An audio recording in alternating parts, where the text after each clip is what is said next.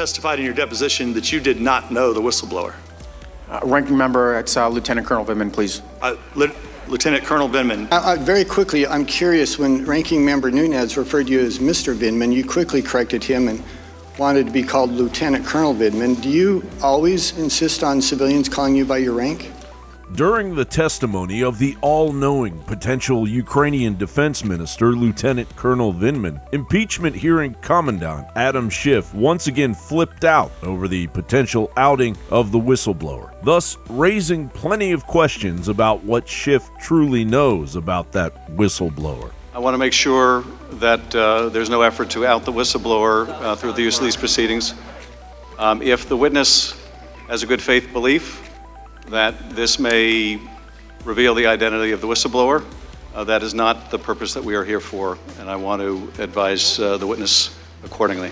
Of course, that's all well and good in order to protect the Democrats' witnesses, but anyone threatening their fragile impeachment narrative is fair game.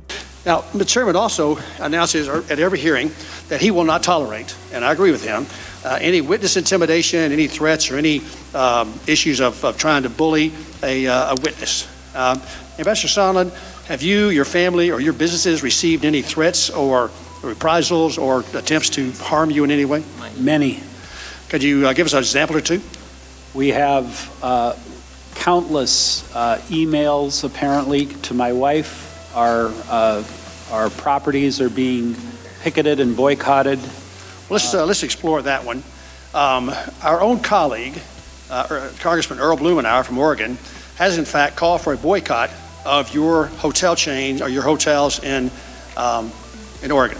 I'm assuming he believes that will harm you to the point that you will then be bullied into doing whatever he wants done. And I'm hopeful that my colleagues on the other side of the aisle will join me in saying, Mr. Blumenauer, you really shouldn't be using your congressional influence to try to bully and threaten a witness before these proceedings, and that is just wrong.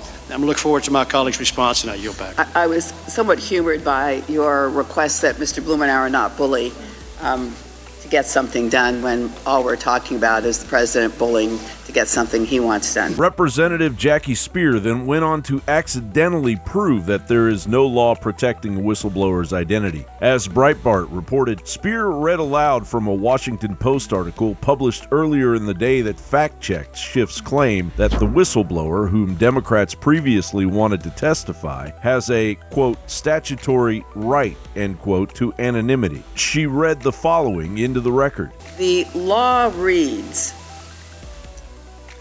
expressly restricts the Inspector General's office from disclosing whistleblowers' identities. It says, quote, the Inspector General shall not disclose the identity of the employee without the consent of the employee unless the Inspector General determines that such disclosure is unavoidable during the course of the investigation or the disclosure is made to an official of the Department of Justice responsible for determining whether a prosecution should be undertaken.